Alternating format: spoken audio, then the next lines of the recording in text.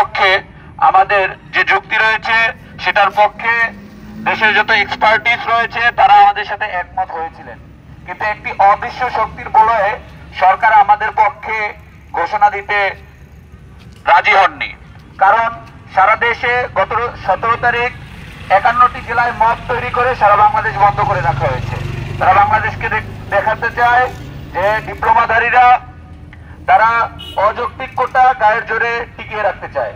আপনারা দেখুন, একটি দেশের অবকাঠামোগত উন্নয়নের জন্য অবশ্যই সে দেশের ইঞ্জিনিয়ারদের যথাযথ ভূমিকা পালন করতে দিতে হবে, কিন্তু আমরা দেখতে পাচ্ছি বাংলাদেশের ইঞ্জিনিয়াররা সেই জায়গাটায় ব্যর্থ হচ্ছেন, তাদের সুযোগ দেওয়া হচ্ছে না তাদের ভূমিকাটা রাখার জন্য।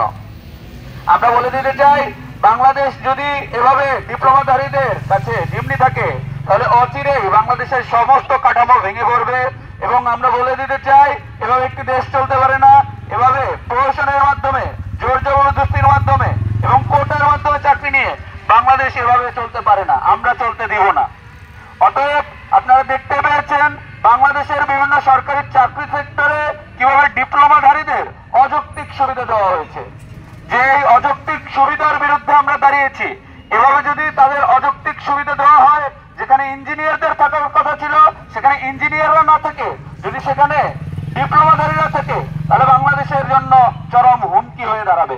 অতএব আমরা অন্তর্বর্তীকালীন সরকারকে সুস্পষ্টভাবে বলে দিতে চাই, যদি বিএসসি ইঞ্জিনিয়ারদের যথাযথ জায়গা এবং যথাযথ মূল্যায়ন না করা হয়, ততদিন পর্যন্ত সাবিবরীতে এডমিশন বন্ধ থাকবে।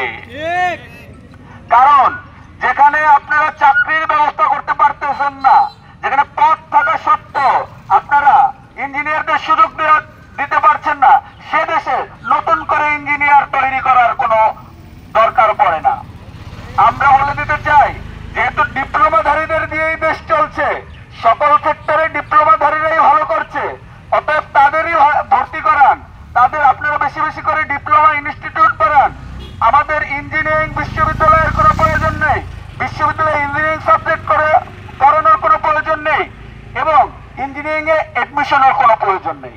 অতএব আজকে আমরা এই সমাবেশ থেকে ঘোষণা করেছি যে পর্যন্ত 3 দফা দাবি আদায় না হচ্ছে সে পর্যন্ত সাবিবরীতে এডমিশন